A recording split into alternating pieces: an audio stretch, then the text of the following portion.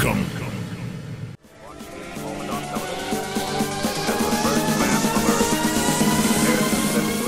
В самия център на София, в Борисовата градина, се намира Националният стадион Васил Левски. Той е лицензиран през 2002 година и притежава 4-звездна категория по стандартите на УЕФА и ФИФА. Стадионът е с капацитет 43 358 седящи места. Открито през 1953 година, съоръжението претърпява много ремонти. Теренът и лекоатлетическата писта са с отопление и осветление. Игрището е с естествена тревна настилка. 2 световни рекорда през 1961 година са най-значимите постижения в историята на стадиона.